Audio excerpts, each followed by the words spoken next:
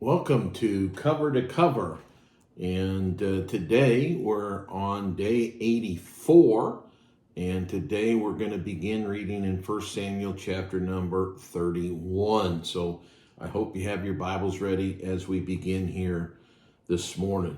Now the Philistines fought against Israel, and the men of Israel fled from before the Philistines and fell down slain in Mount Gilboa.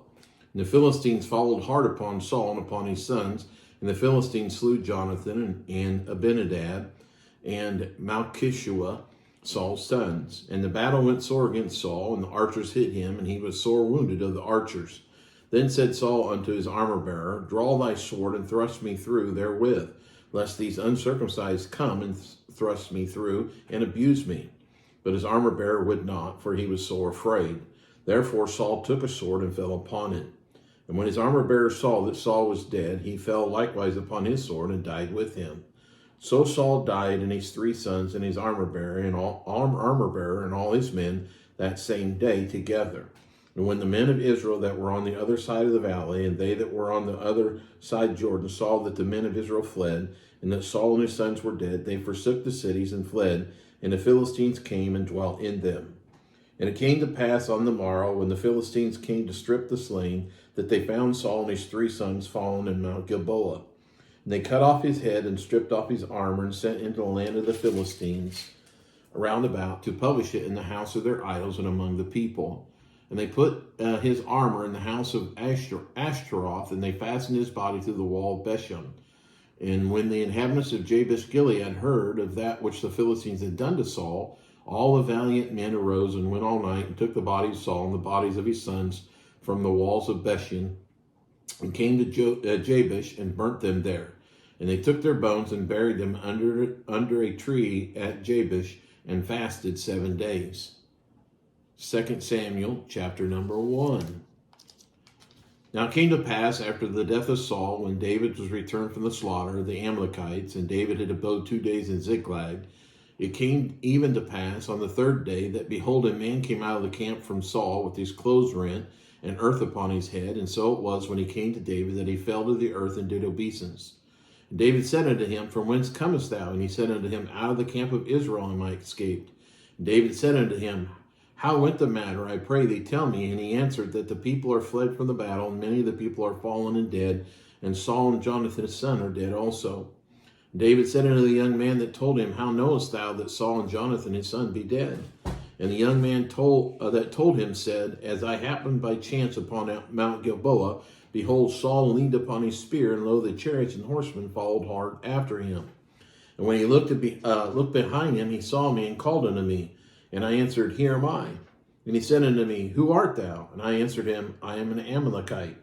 He said unto me again, Stand, I pray thee, upon me, and slay me, for anguish is come upon me, because my life is yet whole in me. So I stood upon him and slew him, because I was sure that he could not live after he was fallen. And I took the crown that was upon his head, and the bracelet that was on his arm, and brought them hither unto my Lord. Then David took hold on his clothes and rent them, and likewise all the men that were with him. And they mourned and wept and fasted until even, for Saul and for Jonathan his son, and for the people of the Lord, and for the house of Israel, because they were fallen by the sword. And David said unto the young man that told him, Whence art thou? And he answered, I am the son of a stranger, an Amalekite. And David said unto him, How wast thou not afraid to stretch forth thy hand to destroy the Lord's anointed? And David called one of the young men and said, Go near and fall upon him. And he smote him that he died. And David said unto him, Thy blood be upon thy head, for thy mouth had testified against thee, saying, I have slain the Lord's anointed. And David lamented with this lamentation over Saul and over Jonathan his son. Also he bade them teach the children of Judah the use of the bow. Behold, it is written in the book of Jasher, The beauty of Israel is slain upon my high places. How are the mighty fallen? Tell it not in Gath, publish it not in the streets of Ashkelon, lest the daughters of the Philistines rejoice, lest the daughters of the uncircumcised triumph. Ye mountains of Gilboa, let there be no dew, neither let there be rain upon you, nor fields of offerings, for there the shield of the mighty is vilely cast away, the shield of Saul, as though he had not been anointed with oil. From the blood of the slain, from the fat of the mighty, the bow of Jonathan turned not back, and the sword of Saul returned not empty. Saul and Jonathan were lovely and pleasant in their lives, and in their death they were not divided. They were swifter than eagles. They were stronger than lions. Ye daughters of Israel, weep over Saul, who clothed you in scarlet, and other delights, who put on ornaments of gold upon your apparel. How are the mighty fallen in the midst of the battle, O Jonathan? Thou wast slain in thy high places. I am distressed for thee, my brother Jonathan. Very pleasant hast thou been unto me. Thy love to me was wonderful, passing the love of women. How are the mighty fallen, and the weapons of war perished? Chapter number 2. And it came to pass after this that David inquired of the Lord, saying, Shall I go up into any of the cities of Judah? And the Lord said unto him, Go up. And David said, Whither shall I go up? And he said, Unto Hebron. So David went up thither, and his two wives also, Ahinoam the Jezreelite, and Abigail, Nabal's wife, the Carmelite. And his men that were with him did David bring up, every man with his household, and they dwelt in the cities of Hebron.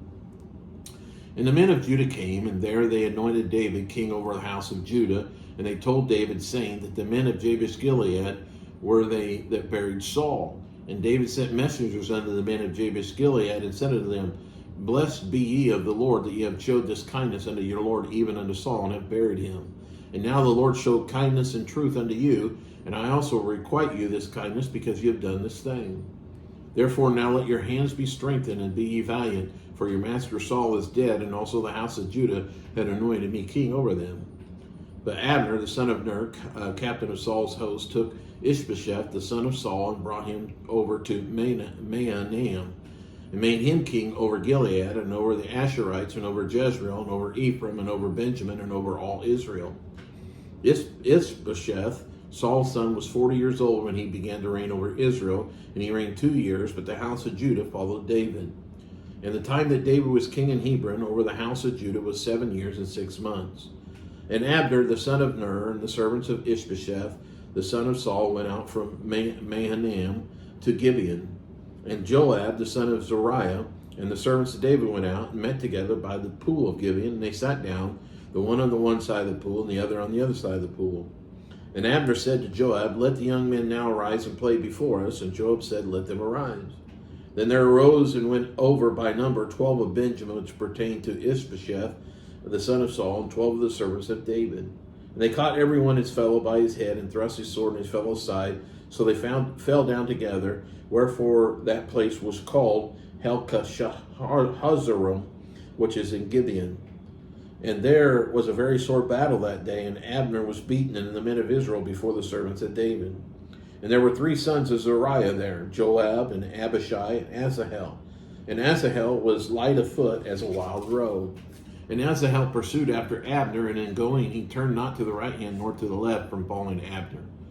Then Abner looked behind him and said, Art thou Asahel? And he answered, I am.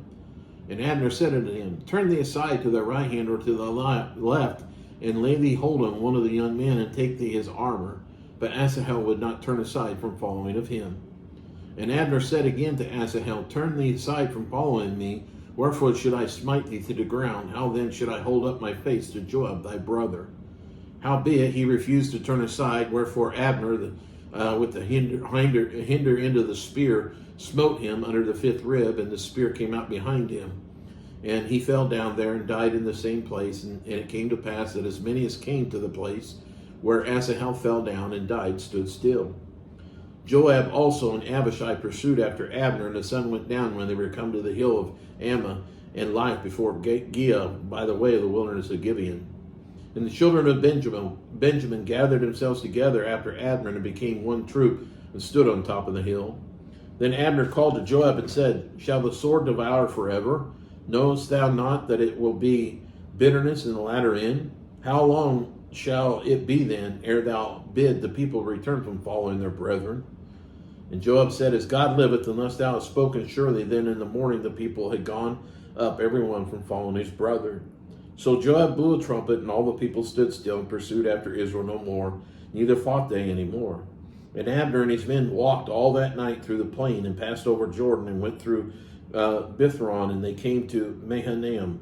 And Joab returned from following Abner, and when he had gathered all the people together, there lacked of David's servants 19 men in Asahel. But the servants of David had smitten of Benjamin and of Abner's men, so that 360 men died.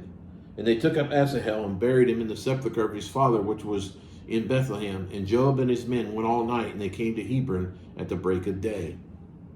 That concludes day number 84 of Cover to Cover, and look forward to reading with you tomorrow. God bless.